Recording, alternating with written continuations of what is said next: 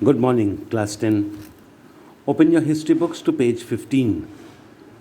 We move on to 3.2. The subtopic is hunger, hardship, and popular revolt.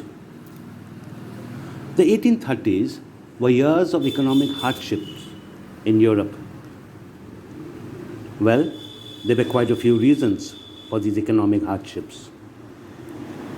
First, there was a huge increase in the population of Europe during the first half of the 19th century. As you have read earlier, in France, the population rose by 5 million between 1715 and 1789. This was the same case with all other regions in Europe. There were more mouths to feed, food was in less supply, and was difficult to obtain. To add to the misery, people from rural areas migrated to towns and cities looking for better opportunities. They lived in overcrowded slums where dangerous diseases began to spread. Second, there was stiff competition between small producers in towns and imports of cheap machine-made goods from England.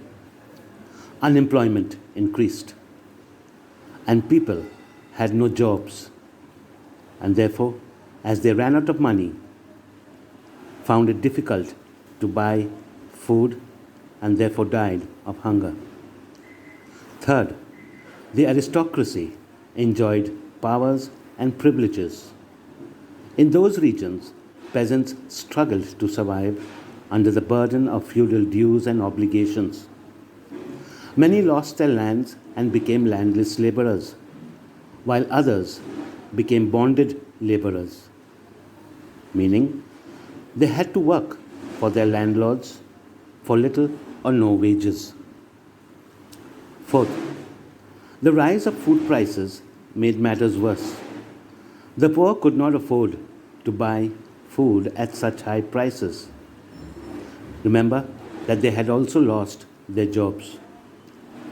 To add to the existing misery, a year of bad harvest led to widespread economic hardships in towns and rural areas. Therefore, these crises would have major consequences, and therefore we were going to find out the consequences of these economic crises. In 1848, food shortages and widespread unemployment brought the population of Paris out onto the roads. Louis Philippe was forced to flee. A national assembly proclaimed France as a republic, granted suffrage to all adult males above 21 years of age, and guaranteed the right to work. National workshops were set up. Now go back to the situation in France 59 years earlier, that is, in 1789.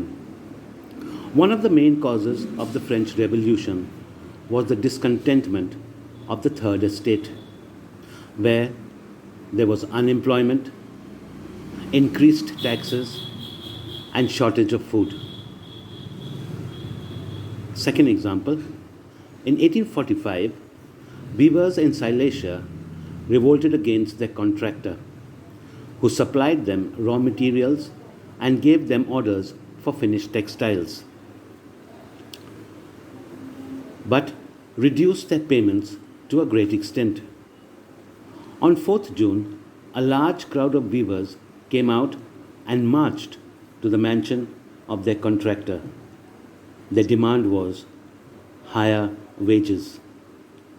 They were treated badly, insulted, and even threatened.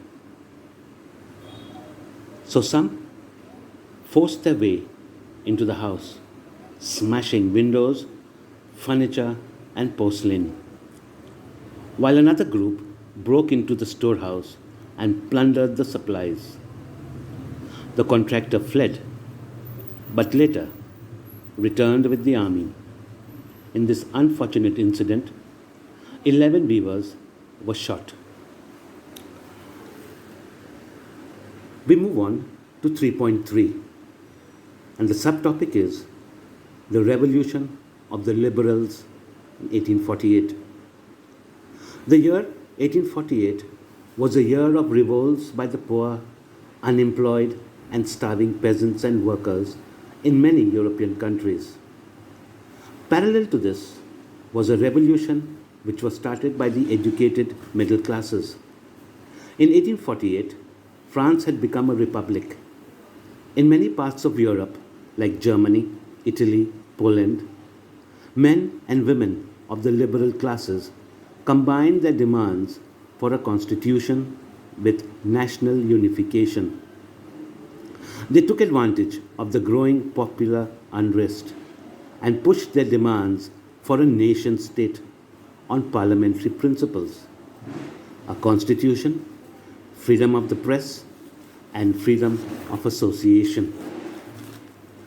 In the German regions, political associations were set up by the middle class professionals, businessmen, and prosperous artisans. They joined together at Frankfurt and decided to vote for an all German National Assembly.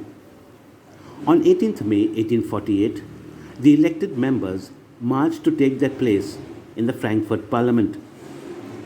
They drafted a constitution for a German nation headed by a monarch but subject to a parliament. Frederick Wilhelm IV, King of Prussia, rejected the offer and joined other monarchs to oppose the elected assembly. The parliament was dominated by the middle class, and they resisted the demands of workers and artisans, therefore losing their support. At the end, the troops were called in and the assembly was forced to depart. The liberal movement saw a large number of women participating actively, but extending political rights to women was a controversial one. However, women set up political associations, founded newspapers, and took part in political meetings and demonstrations. Despite all their support, they were denied suffrage rights during elections of the assembly. Though liberal movements were suppressed in 1848, the old order could not be restored.